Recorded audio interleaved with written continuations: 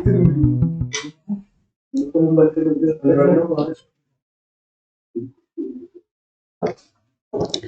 morning, everyone. My name is Aditi, and today we are going to revise three functions of RBI. And the first one is currency authority, जिसको हम bank of issue भी बोलते हैं. Central bank एक single authority है, मतलब उसके पास अकेले के पास ये अथॉरिटी है कि वो करेंसी इशू कर सकता है कंट्री में. In India, RBI has the sole right of issuing paper currency notes, accepting one notes and coins, which are issuing by Ministry of Finance. RBI एक सोल आरबीआई के पास एक सोल राइट है paper currency notes को issue करने का. 1 रुपए के notes and 1 रुपए के नोट्स एंड कॉइन्स को छोड़कर. The 1 rupee notes, the 1 rupee note bears the signature of the finance secretary, while other currency notes bear the signature of the governor of RBI. 1 रुपए के नोट्स फाइनेंस सेक्रेटरी के signature होते हैं 1 रुपए के note पे, और करेंसी नोट्स पे होते हैं गवर्नर के, आरबीआई के. ऑल करेंसी नोट्स जो सेंट्रल बैंक के द्वारा इशू किए जाते हैं टू मेक जो पेमेंट्स करने के लिए इकोनॉमी में. Advantages of the sole authority note issuing with RBI. It leads to uniformity in note circulation. ये यूनिफॉर्मिटी लाता है नोट के सर्कुलेशन में. It gives the central bank power to influence the money supply because currency with the public is a part of money supply. ये central bank को power देता है कि वो मतलब इन्फ्लुएंस कर सके मनी सप्लाई को, क्योंकि करेंसी पब्लिक का एक मतलब मनी सप्लाई का पार्ट है कि वो इकोनॉमी में इजीली मतलब एक्सचेंज में वो हेल्प करती है easily. It ensures public faith in the currency system. Currency पे मतलब पब्लिक का फेथ भी है. It helps in maintaining the domestic value of the currency in comparison to the external value of the currency.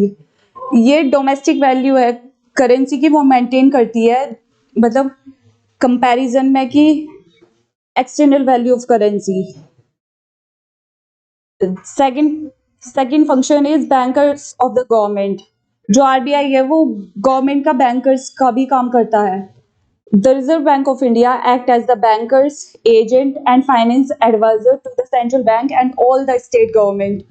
जो RBI है वो banker का, agent का और फाइनेंशियल एडवाइजर का काम भी करता है. As a banker, it carries out banking business of the government. As a banker, ये all banking business है वो देखता है. As a agent, the central bank also has the responsibility of managing the public debt. Agent के मतलब as an agent वो देखता है कि जो पब्लिक के डेट वगैरह है वो मैनेज कैसे हो रहे हैं, उसकी रिस्पॉन्सिबिलिटी उसके ऊपर है. As a financial advisor, central bank advise करता है गवर्नमेंट को कि किस टाइम पर टाइम टू टाइम की इकोनॉमी में क्या चल रहा है, मतलब फाइनेंस की कंडीशंस कैसी हैं और मनी में मॉनेटरी मैटर्स क्या क्या है. Bankers, bank and supervisor. The third function.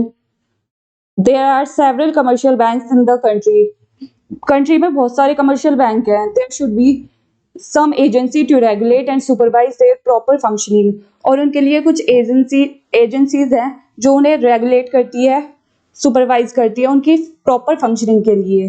Being the apex body, RBI apex body है.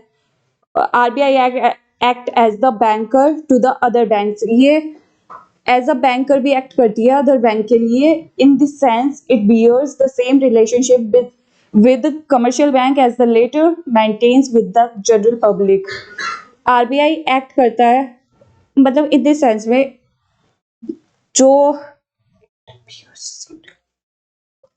इसे कमर्शियल बैंक के साथ भी सेम रिलेशनशिप बना के चलने पड़ते हैं ताकि वो मेंटेन कर सके रिलेशन विद जनरल पब्लिक के साथ भी रिलेशन मेंटेन कर सके. As a supervisor, the central bank regulates and control commercial banks. Central bank regulate करता है, कंट्रोल करता है कमर्शियल बैंक को, और the regulation of banks may be related to their licensing, branch expansion, liquidity of assets, management, merger, winding up, etc. Or as a banker to the commercial banks, RBI hold reserves of cash of commercial banks. मतलब as a banker RBI hold करता है commercial bank के जो reserve होते हैं उन्हें।